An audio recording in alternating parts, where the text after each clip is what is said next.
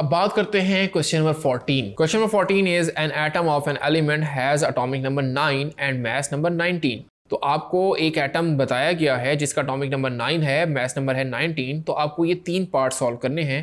पहला पार्ट है आपको बताना है कि उसमें कितने प्रोटॉन्स और न्यूट्रॉन्स होंगे, उसमें इलेक्ट्रॉन्स कितने होंगे, और आपको शो करना है इलेक्ट्रॉन डॉट क्रॉस स्ट्रक्चर से the formation of ions in the reaction of this atom with sodium atom. Sodium atom के साथ इसको आपने शो करना है इसका रिएक्शन। तो सबसे पहले आप इसमें बताएं कि इसका एटॉमिक नंबर और एटॉमिक मास की इंफॉर्मेशन से इलेक्ट्रॉन, प्रोटॉन, न्यूट्रॉन, इसको हम चैप्टर नंबर 1 में बड़ी डिटेल में कर चुके हैं। आइए यहाँ पे वंस अगेन देखते हैं। तो अभी हम इसको मान लेते हैं कि ये जनरल एटम है जिसका एटॉमिक नंबर है 9 और एटॉमिक मास है 19।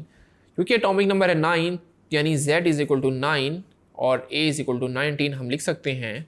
तो जितना एटॉमिक नंबर होता है उतने ही होते हैं प्रोटॉन्स, तो प्रोटॉन्स होंगे 9। जितने प्रोटॉन्स उतने ही होते हैं इलेक्ट्रॉन्स, तो इलेक्ट्रॉन्स भी होंगे 9। और न्यूट्रॉन्स के लिए इक्वेशन यूज़ करते हैं A is equal to Z plus N। तो यहाँ से N की वैल्यू क्या बनेगी, N is equal to A minus Z। तो A में से Z को माइनस करते हैं यानी 19 माइनस 9, तो 19 माइनस 9, तो न्यूट्रॉन आपके बन जाएंगे 10।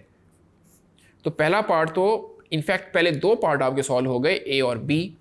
अब C पार्ट में इसी एलिमेंट को आपने सोडियम एटम के साथ क्रॉस डॉट डायग्राम से शो करना है। ऑब्वियसली ये एलिमेंट जिसका एटॉमिक नंबर 9, 19 हो वो आपका बनेगा फ्लोरीन। फ्लोरीन का एटॉमिक नंबर 9 और एटॉमिक मास है 19। तो अब स्टूडेंट्स, सोडियम का फ्लोरीन के साथ आयनिक बॉन्ड वाला स्ट्रक्चर आप इजीली, हमने एग्जांपल्स भी की हैं और अपने लेक्चर में भी कवर किया है, तो इसको आप इजीली ड्रॉ कर सकते हैं।